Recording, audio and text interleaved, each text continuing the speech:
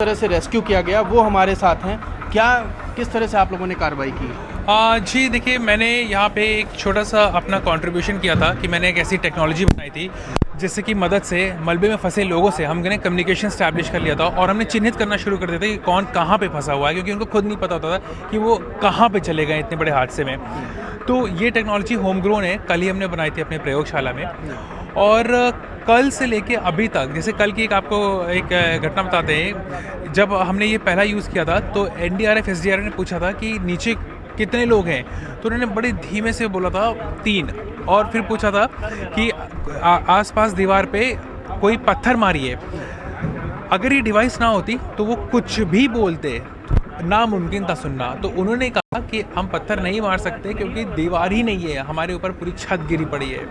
ये देखिए, मैं आपको बता दूं, ये जो सिस्टम यहाँ पे रोबोटिक टेक्नोलॉजी का जो इस्तेमाल किया गया है, किस तरह से मरीजों को किस तरह से यहाँ के जो फंसे थे हादसे में उनको बाहर निकाला गया है, वो टेक्नोलॉजी अगर रोबोटिक टेक्नोलॉजी ना होती तो शायद अंदाज़ा भी ना हो पाता कि कौन लोग कहाँ पर फंसे हुए हैं। इसकी जरिए पूरी तरह से उन पोजीशन को जाना गया, किस जगह पर हैं उनको बताया गया। ये टेक्नोलॉजी का जिस तरह से काम हुआ है वो एक बहुत बड़ा इसमें उपलब्धि मानी जा रही है, और ये हमारे साथ सीधे बात करने के लिए खुद टेक्नोलॉजी का जो इस्तेमाल किया गया वो बता रहे हैं इसको विस्तृत रूप से। और बताइए कि कब आपने इस टेक्नोलॉजी को यहाँ पर किस समय आप पहुँचे हैं और किस तरह से आपने काम किया? मैं कल यहाँ 7:30 पौने 8 तक पहुँचा था। 10 मिनट के अंदर मुझे ये पता लग गया था कि यहाँ पे इस तरह की चीज़ अगर आएगी तो एनडीआरएफ एसडीआरएफ को बहुत मदद होने वाली है। और फिर मैं अपने प्रयोगशाला वापस गया, 3.5 से 4 घंटे में इस चीज़ को मैंने क्रिएट किया।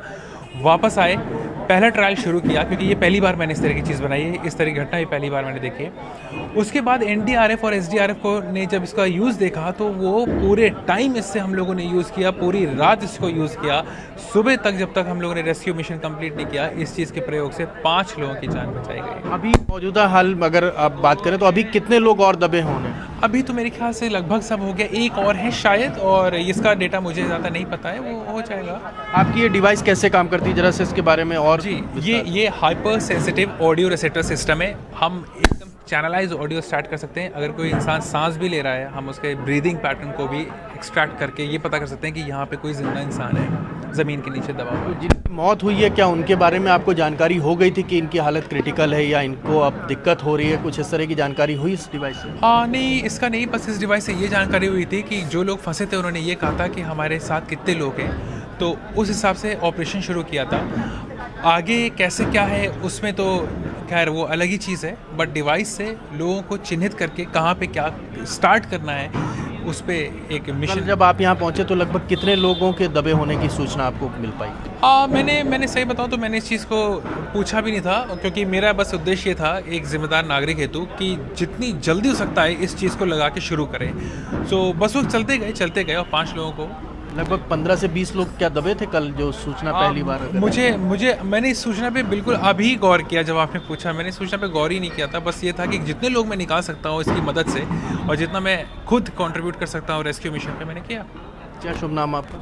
मिलिंद राज। आप ही ने डिवाइस? जी, मैं रोबोटिक्स साइंटिस्ट हूँ। ठीक। तो ये साथ रोबोटिक साइंटिस्ट थे जिनकी डिवाइस की वजह से इस बड़े रेस्क्यू में जो है 5 लोगों को सुरक्षित निकाला गया। उन्होंने जानकारी दी किस जगह पर कौन